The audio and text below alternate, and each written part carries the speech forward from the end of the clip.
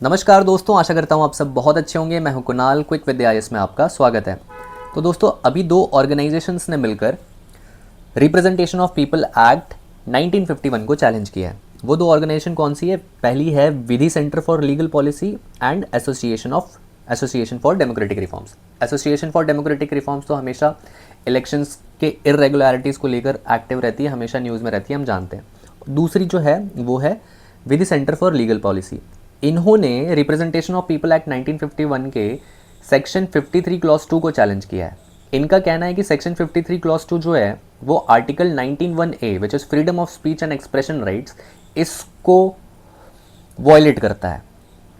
अब देखो, प्रॉब्लम क्या है यहाँ पर कि किसी भी कॉन्स्टिट्यूंसी में अगर इलेक्शन होनी है, ओके, ये देखो, किसी भी कॉन्स्टिट्यूशन में अगर इलेक्शन होनी है और वहाँ पर जो नंबर ऑफ सीट्स हैं, अगर एक कैंडिडेट खड़ा हो रहा है और सीट एक ही है, तो that candidate is automatically set to be elected.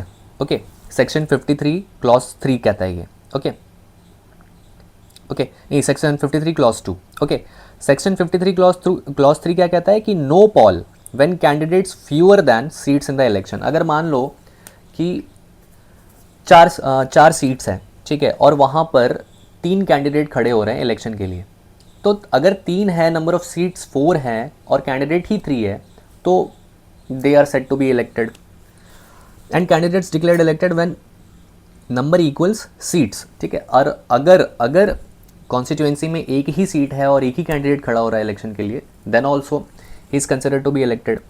And election put to vote when candidates exceed available seats. Election किसी कॉन्स्टिट्यूएंसी में तब होती है जब मान लो कि सीट 4 है लेकिन नंबर ऑफ कैंडिडेट्स जो इलेक्शन में खड़े हो रहे हैं वो 10 है, तो इस केस में इलेक्शन होती है। तो जो चैलेंज किया है जिन ऑर्गेनाइजेशंस ने, उनका कहना है कि ये freedom of speech and expression के अगेंस्ट है। लोगों के पास ऑप्शन ही नहीं है कि वो नोटा पे बटन दबाएं। ओके, पिटिशनर का कंसर्न क्या है? Citizens can not exercise NOTA option और express dissatisfaction when candidates equal seats available in the constituency. Okay, अब देखो सेंटर्स लीगल आर्ग्यूमेंट फ्रेमवर्क क्या है।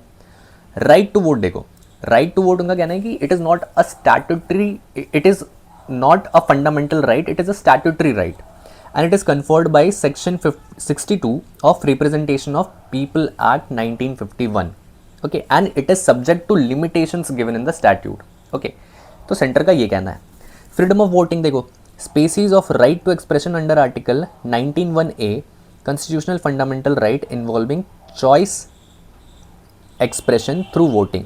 ओके, तो हमारे आर्टिकल 19(1)(a में जो है, it is constitutional fundamental right involving expression through voting. तो these are the right argument which centre is giving in the supreme court.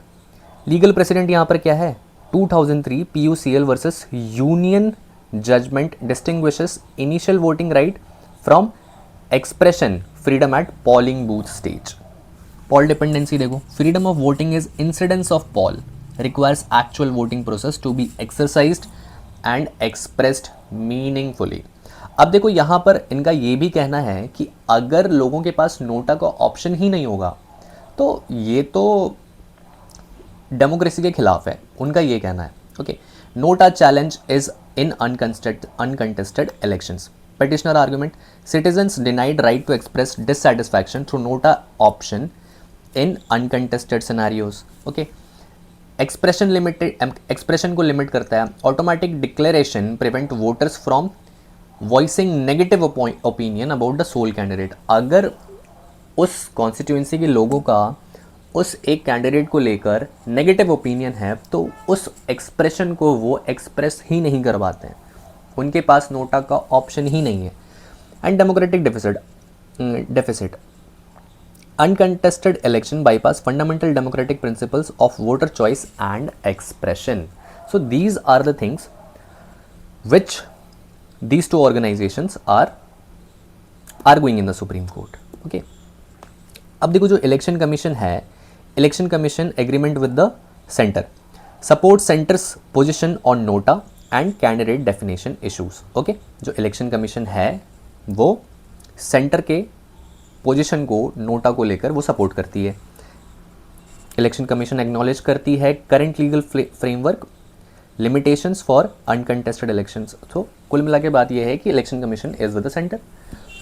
अब लेजिस्लेटिव अमेंडमेंट यहाँ पर चाहिए, ओके, इन दो ऑर्गेनाइजेशन का कहना है, okay. Treating NOTA as contesting candidate requires representation of people act 1951 amendments, okay.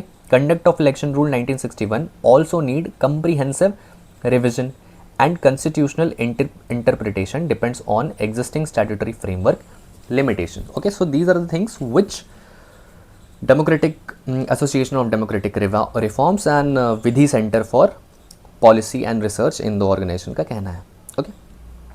अब देखो हिस्टोरिकली अगर देखा जाए तो सिर्फ ऐसे 9 इंस्टेंसेस हुए हैं जहां पर अनकंटेस्टेड इलेक्शंस हुए हैं, ओके, 1951 से लेकर 2024 तक, ओके। ऐसे सिर्फ 9 इंस्टेंसेस हुए हैं। Rare occurrence, uncontested elections represent 45% frequency, demonstrating relatively uncommon nature of such electoral scenarios, okay. So that was my analysis. Thank you very much guys. अगर वीडियो अच्छी लगी हो तो अपने दोस्तों के साथ शेयर करना, चैनल को सब्सक्राइब करना एंड वीडियो को लाइक करना। Thank you very much.